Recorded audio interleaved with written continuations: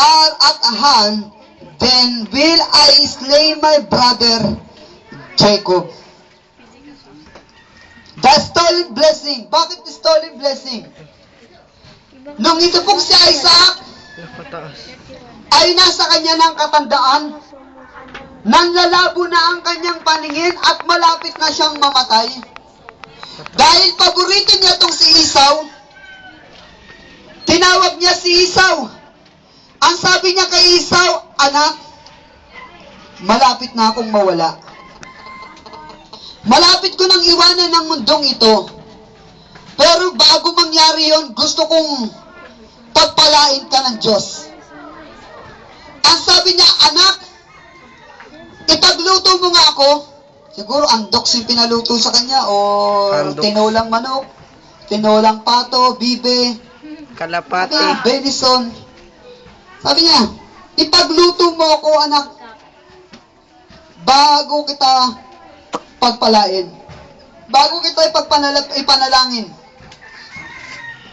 Ito namang si Esau, dahil gustong-gusto niya, pero bago yun mga kapatid, sabi ng kanyang ama, ipagluto mo muna ako.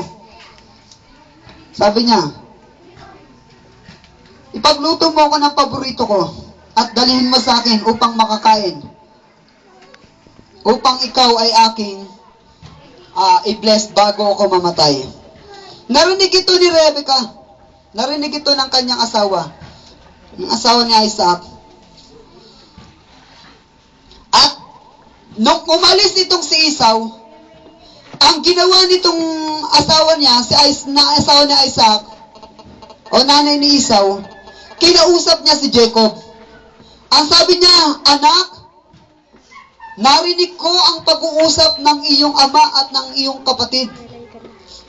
Ang sabi ng iyong ama, pagpapalain niya itong iyong kapatid. Ngunit, humingi muna ang iyong ama ng kanyang paboritong pagkain. Sabi ng kanyang ina, magmadali ka anak. Kumuha ka ng isang lulutuin natin. Nang sa gayon, ikaw ang pagpalain imbis na itong kapatid mo. Sabi ni Jacob, pero malalaman niya rin yun kasi hindi naman akong balahibuhin katulad ni Esau. Ang ginawa ng kanyang nanay, sige ako nang bahala dun. Ang ginawa niya, nilutuan nila itong si Isaac ng kanyang paboritong pagkain.